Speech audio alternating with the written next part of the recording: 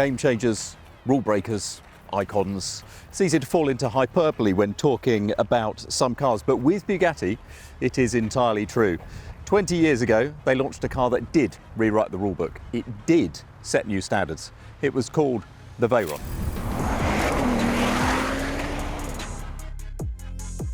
Exactly 20 years ago, with the Veyron, Bugatti did set new standards. The company was owned by Volkswagen and it was having a wild old decadent time deciding which standards needed to be reset. It was a car of exceptional quality, as easy to drive as a Golf, but which in its supersport form would eventually do 268 miles an hour.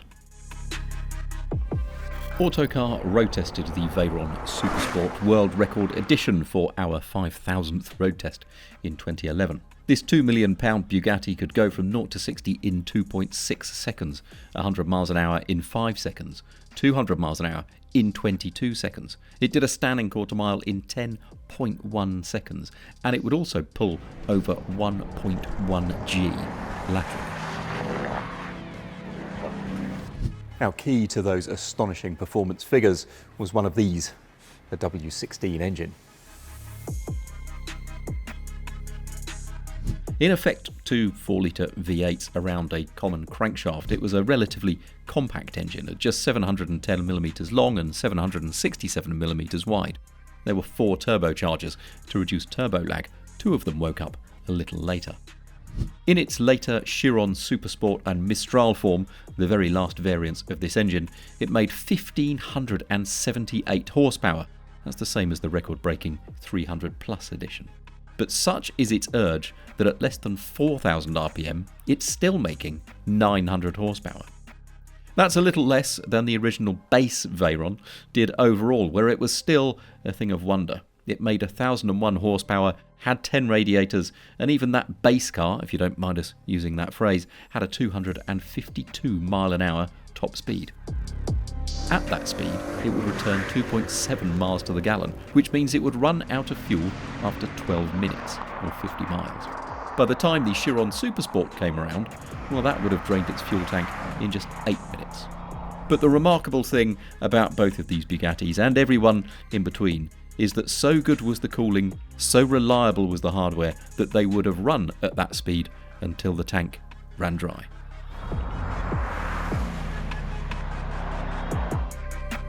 But after 20 years and approximately 1,100 engines made, production of the W16 is about to come to a close.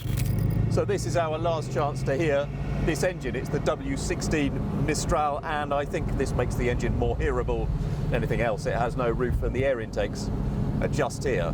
I've just been told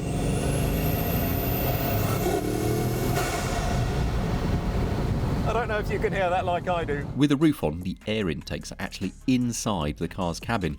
I'd be surprised if it doesn't fold the roof in a little at full throttle. But what I love about the Mistral is how many different kinds of sounds it makes. Some turbo noises, some induction noises, and a series of many explosions, all melded together. The second set of turbos that kick in, and there's just so much whoosh of air in and then out again that it actually does weird things to your ears. It's just, my goodness. This engine doesn't rev to 9,000 RPM, it's not a V12 or anything else, but it just makes so much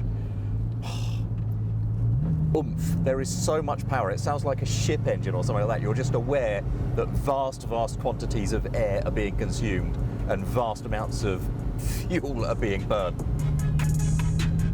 But the remarkable thing about this car, always has been with the Veyron and Chiron, is how easy they are to drive. Just like driving a Volkswagen Golf. Ergonomics are fantastic, the driving position is superb, the ride is amazingly composed, and I don't get any sense that in removing the roof this has become a flexible car or anything like that. Its integrity is sensational, and that has been the case for the past 20 years with all the iterations of this car through to now. It's just that as well as all of that,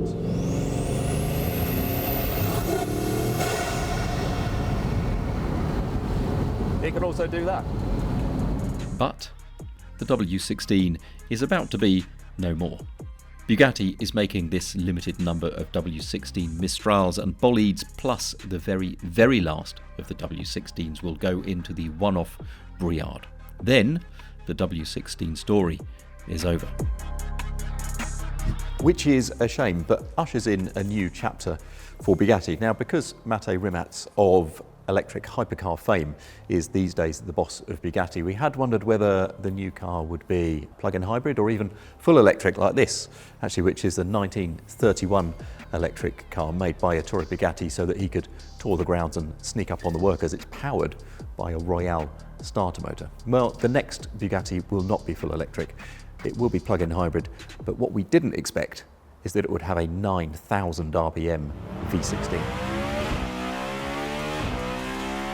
Whether a V16 that revs to 9,000 RPM can offer the same electrifying but effortless performance as the turbocharged W16 is ultimately a question for another time.